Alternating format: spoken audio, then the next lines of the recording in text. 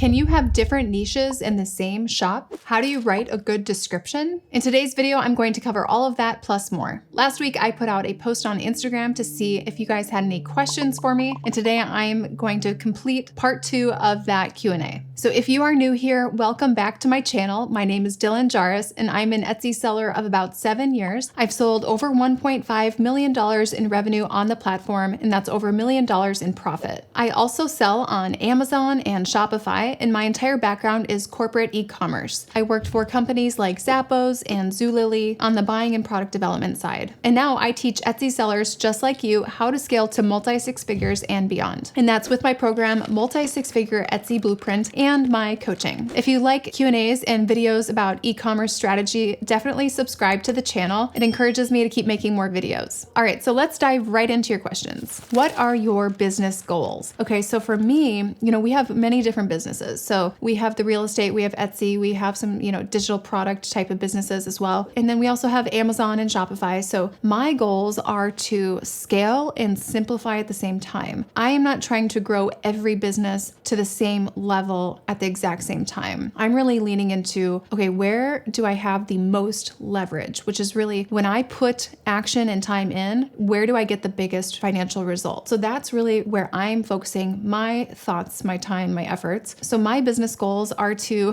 go really, really big. With Etsy, I'm very comfortable with the level that we're at, doing between 300,000 to 400,000 a year. Last year we did 370,000. We'll probably just continue to maintain that level and just drive up our margin even more. So instead of scaling our top line revenue, I prefer to scale our margin so that we're handling the same or even fewer orders and just making more profit per order. So I'm not doing any of the production really much at all anymore, but I really like the level that it's at. It's very comfortable and manageable. Now, Shopify and Amazon, I'm probably not going to change anything about the level that we're at with those either. For me, I'm going to be really focusing a lot more on teaching you guys. So showing people the path to scale their businesses to the level that I did. And I'm going to be investing a lot of time into other people's businesses and pouring into them and helping them grow and scale because I'm very comfortable with the level of business that we're doing. Those would be my business goals. Thinking about maybe selling off a couple of product lines from our Etsy shop, potentially to simplify things even more. But right now, my goals, yes, to help as many people as possible in the biggest way possible and to focus on where I have the most leverage.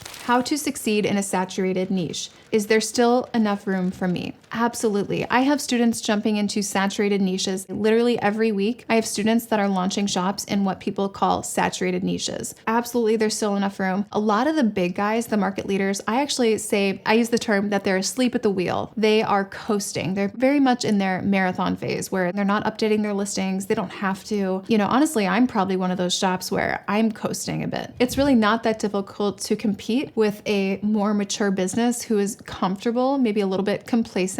It's all about taking market share. There's a million ways to do it. It doesn't need to be on price, but if you have no sales, if you have no reviews, it should be competing on every way, including price, okay? If you need help with that, let me know. I love analyzing the competition and helping you figure out what angle to take that market share. I'm extremely competitive. I've done it for my business. I do it for my students' businesses. Do you need a Facebook business account to post into groups or use a personal account? With that, I would use a personal account. Should you have different niches or types of products in the same shop? So this is so interesting. A lot of people on YouTube say you need to choose a niche down, choose a niche. You hear it, right? You hear it all over the place. But I really recommend instead of focusing on niches, focusing on customers instead, because a niche does not guarantee that there's a profitable customer who has consistent spending habits behind that niche. So we instead focus really heavily on profitable customer segments, people with higher discretionary income, secure, stable jobs, people who value time more than money. We look at things like what expensive hobbies and activities are people involved in? What phase of life are they in? We want to serve them for at least 4 to 7 years. So we're choosing our customers. We're not just picking a niche, not just camping. We're choosing customers who might like to spend a lot of money on camping, but what else are they spending a lot of money on outside of camping? We want to serve them in many ways, not just with one niche. Yes, you absolutely can have different niches and products in the same shop as long as they're serving the same type of customer, or at least customers that are complementary and not in opposition, you're fine. If you need help discerning that, I do have a framework for deciding that, but I can also help you one-on-one if you want personal coaching on it. Should I register for an EIN number, sole proprietor? I see her making $15,000 this year. She's 12 years old, by the way. Tried getting some advice and no help. Hope you have some insight. So I legally cannot give legal advice. I'm not a CPA. I'm not an attorney. I will say I actually was a sole proprietor until I was making over $300,000 a year. So I waited way too long myself. So for a 12-year-old, I would definitely talk to probably a CPA about that to see how you can best be paying her in a way where she can, avoid as many taxes as possible. I would actually go beyond like TurboTax and actually talk to a CPA about this. You could also look for the local SBA or SBDC. You could Google that for your area, because a lot of times they'll have free services that provide guidance and counsel on those things. How would you use your Facebook strategy with digital products? Well, it totally depends on what digital products you're selling, but I would be thinking about a solution-oriented approach. If you need help with that, reach out. I want to sell candy bar bouquets, candy cakes, party supplies. Are they allowed on Etsy? Yes, definitely. Now, if you are making the candy cakes, you would need some, different licensing if you are actually making things in a kitchen. But if you're just selling like prepackaged things, I've seen so many people do that. Definitely, it's something that tons of people do. But anytime you sell something that's, consumable, I would probably make sure that you have an LLC or maybe some strong business insurance set up, or potentially both. Party supplies are a great category to get into, and it's under the supply category. How would you handle a situation where two students sell the same product in the same country? Well, we have lots of students who sell the same product in the same country. Sometimes they're just serving different customers. So for example, lots of people sell t-shirts in the US, okay? I have a lot of students in the US selling t-shirts. I have a lot of students in Germany selling pillows. Okay. It's really about differentiating. So no matter what, there's going to be competition within your same country. It's all about differentiation and targeting specific customers. So with my students, I'm not teaching everyone, okay, you are going to sell to moms this age, this product type. I'm not giving you the customer and the product, to sell to. I'm not telling everyone to sell to the same customer. I'm really teaching you the framework to decide who you want to sell to. And then I help you with your product mix. But yes, no matter where you live, there's going to be other shops selling the same thing, and it's all public information. I do have a special feature in my coaching group where you can actually have all of your coaching with me totally private. So no one has to see your questions. No one has to see my coaching to you. So I'm still making you videos of your shop. I'm still analyzing your competition. I'm still giving you customized pricing strategy, helping you with your SEO, but no one has to see the coaching I'm giving if you're concerned about that. Digital products pricing strategy for a shop with over 400 sales. Okay, if you're a digital product shop and you have 400 sales, I would say you are still in startup mode. And if you think you're not, then you're not going to accelerate your growth as quickly as you otherwise could. So I would treat it very much like the sprint.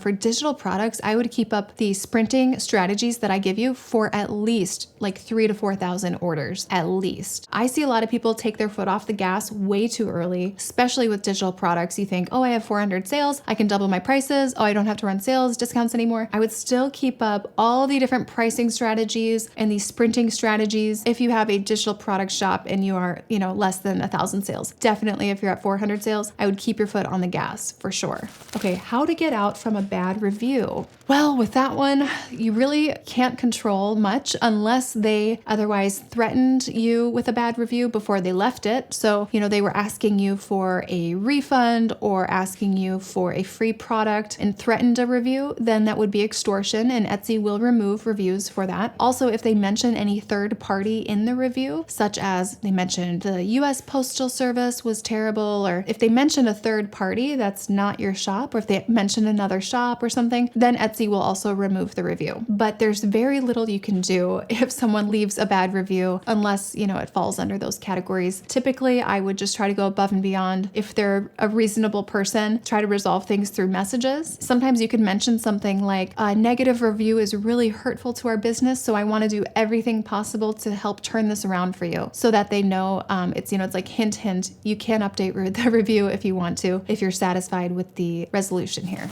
Can you offer a free product in exchange for a review after someone buys something? So I don't think I would do that, because Etsy does have a policy that asks you not to, pay for reviews, and that could be seen as compensation. So I would be very careful about giving people free things for reviews. Please describe a process for writing a description. So you want to make sure you have SEO in your description. That is like the number one thing I see missing. You also want to make the description answer all questions possible. So anytime you've been asked a question about a listing, you want to make sure that it's answered in the description. Now, most people still will not read your description, but you definitely need to make sure it's still optimized. Premium profitable customers, they value time more than money. If they're confused about your listing, they're not going to take the time to reach out and message you and ask you a question. So I would really focus on making it really clear, answering and anticipating all questions in your description. So SEO is super important. Site merchandising, that's another element that we do through the description. So that is all about increasing multi-item orders. And there's also things you should do with your description in terms of the layout to make it extremely legible on mobile. A lot of people will turn their description into a novel, and it is, near impossible to read on mobile. It's basically worthless at that point. So there's a lot you should do to your description to make it optimized for mobile. But your description is the place to help increase multi-item orders. Definitely lead them to your power listings. You also want to direct them to connect with you outside of Etsy. So the description is extremely important to have fully optimized. If you have a great title, great tags, and your description is garbage, you're gonna be hurting, and it's really gonna hurt your conversion rate. Okay, how do shops have huge bundles with thousands and thousands of designs? Are they buying these huge bundles from Somo Lace and just reselling?